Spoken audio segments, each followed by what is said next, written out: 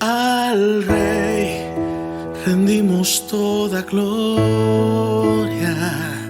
Al Rey rendimos majestad. Al Rey rendimos toda gloria. Al Rey, al Rey, al Rey rendimos toda gloria. Al Rey rendimos majestad. Al Rey rendimos toda gloria. Al Rey, al Rey, al Rey rendimos toda gloria. Al Rey rendimos majestad. Al Rey rendimos toda gloria. Al Rey, al Rey,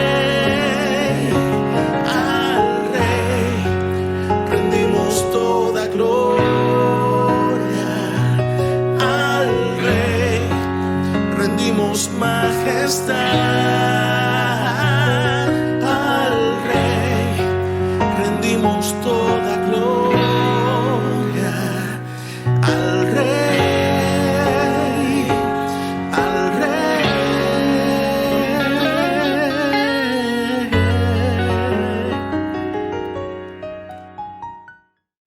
Muy buenos días, apreciados amigos y hermanos de la Iglesia Bautista La Fe. Luego de haber escuchado esa excelente interpretación, ese precioso canto, en boca de nuestro hermano Eduardo Pirela, queremos compartir con ustedes una enseñanza que se encuentra en el Evangelio según San Lucas, en el capítulo 10, en los versículos 25 al 37. Un pasaje muy conocido por todos, conocido como la parábola del buen samaritano. Este pasaje es rico en enseñanza. Resulta que Jesús estaba allí enseñando y se le acercó un intérprete de la ley, un fariseo o un escriba. Y resulta que entonces se le preguntó para probar a Jesús: Señor, ¿qué haré para heredar la vida eterna? Una pregunta muy válida, porque una de las cosas que nosotros los seres humanos tenemos que pensar es en el futuro. ¿Hacia dónde va nuestro futuro? ¿Qué vamos a hacer después de morir? Y entonces aquel hombre le pregunta a Jesús sobre la vida eterna. Jesús le responde: ¿qué dice la ley de Moisés? Lo remite a la ley de Moisés como palabra de Dios. Y él dice, bueno, la ley de Moisés dice que amarás al Señor tu Dios con todo tu corazón, con toda tu alma, con todas tus fuerzas y con toda tu mente, y al prójimo como a ti mismo. Jesús le dijo, bien has dicho, haz esto y vivirás. Pero podemos examinar un poquito más en detalle la respuesta de aquel hombre. Aquel hombre dijo, amarás al Señor tu Dios con todo tu corazón, con toda tu alma, con todas tus fuerzas y con toda tu mente. ¿Qué implica amar a Dios entonces? Según esa respuesta y según el texto que está precisamente en Deuteronomio y en Levítico, amar a Dios con todo el corazón. Corazón en la Biblia precisamente significa todo el ser, la totalidad del ser humano. Por eso inmediatamente dice con toda tu alma, el alma como asiento de las emociones, y dice y con toda tu mente, precisamente el asiento del conocimiento, la mente como el asiento del intelecto, como el asiento de las convicciones, y por supuesto con todas tus fuerzas, precisamente las fuerzas físicas del ser humano. De tal manera que corazón viene a simbolizar todas las emociones, todas las convicciones, todo el intelecto y también nuestra fuerza física. De manera que amar a Dios es amarlo con la totalidad de nuestro ser. Significa amar a Dios con todo el corazón, significa que Él sea el primer lugar en nuestra vida. Es decir, que Él sea lo más importante en nuestro ser.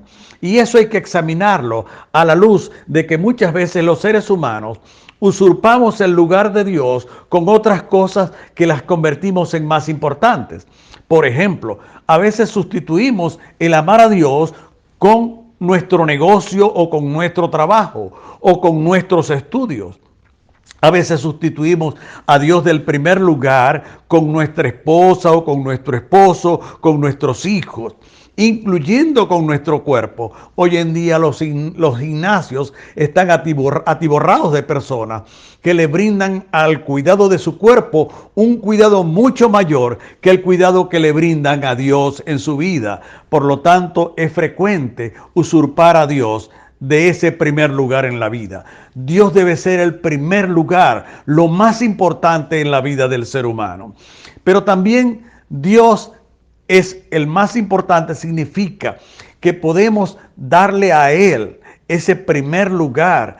Es decir, su palabra es el primer lugar en nuestra vida. La Biblia dice precisamente, como clama el siervo por las corrientes de agua, así clama, oh Dios, por ti el alma mía. Es decir, el Salmo 119 dedica todo un salmo para enaltecer la palabra de Dios.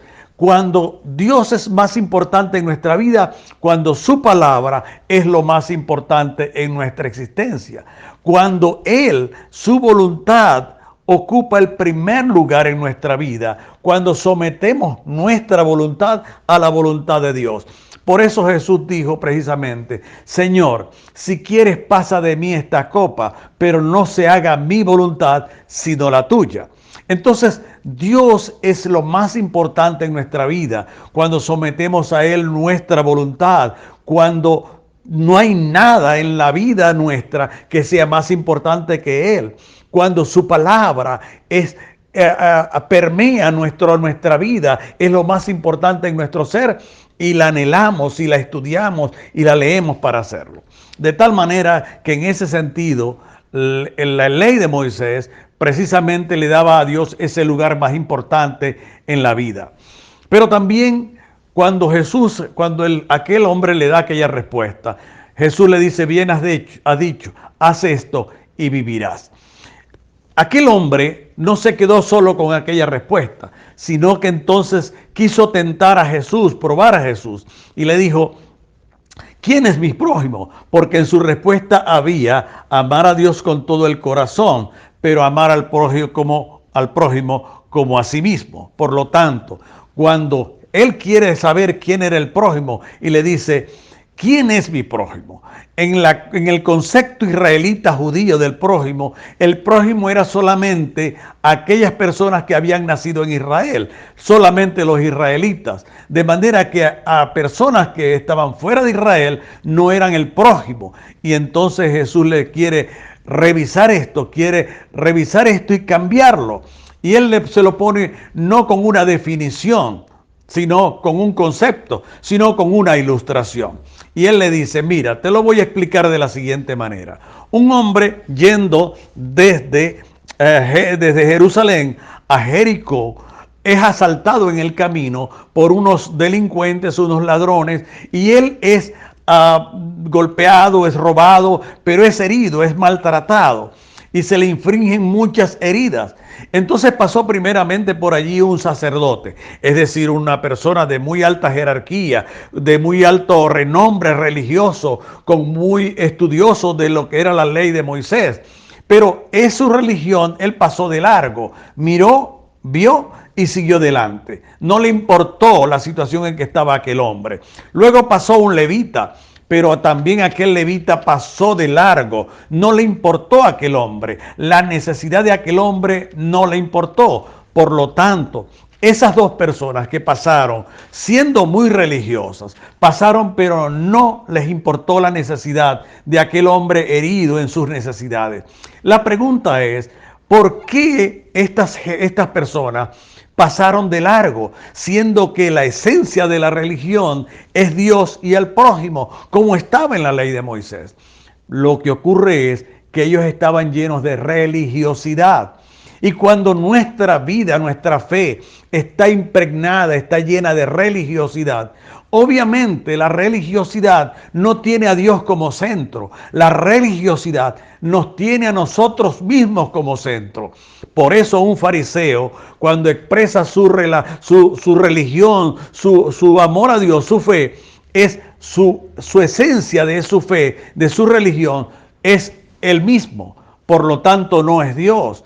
Cuando la religiosidad no contempla amar al prójimo como a sí mismo, la religiosidad contempla amarse a uno mismo como a uno mismo. Uno es el centro de la religiosidad, no es Dios. En la religiosidad es el ser humano el centro, uno mismo, el centro de la religión.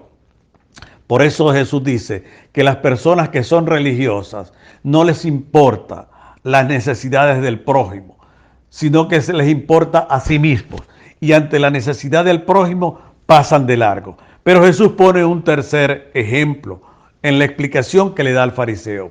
Hubo un samaritano que no se llevaba bien con los judíos. Ellos tenían un pleito ancestral muy viejo entre los samaritanos y los judíos. Pero cuando pasó aquel samaritano y vio a aquel judío herido, lleno de heridas, entonces fue movido a misericordia. Y él, en vez de pasar de largo, se bajó de su carruaje y entonces cuidó a aquel hombre herido, le lavó las heridas, le puso un vendaje y lo llevó hacia la ciudad. Y allí en la ciudad lo llevó a un lugar, una posada, y le encomendó al posadero el cuidado de aquel hombre. Le vendaron las heridas, le brindaron los primeros auxilios y al día siguiente él tenía que seguir su camino, pero él le dijo al posadero: mira, aquí yo lo dejo y quiero que lo cuides y que lo cuides mucho. Si hay algo que se excede en los gastos para cuidarlo, lo pones a mi cuenta. Es decir, no solamente le brindó una atención primaria, sino que se preocupó por lo que fuese a pasar con aquella persona. ¿Qué es lo que está diciendo Jesús? Que el prójimo es toda persona que está necesitada de nosotros, de mí, y que entonces generosa y solidariamente me preocupo por él. Me pongo en sus zapatos, hago mías sus necesidades y allano sus necesidades con generosidad y con solidaridad. Es por eso, amados hermanos, que este texto es tan importante, porque amar a Dios es amar al prójimo como a nosotros mismos, es decir, ser solidario y ser generoso como nosotros mismos. Dios les bendiga.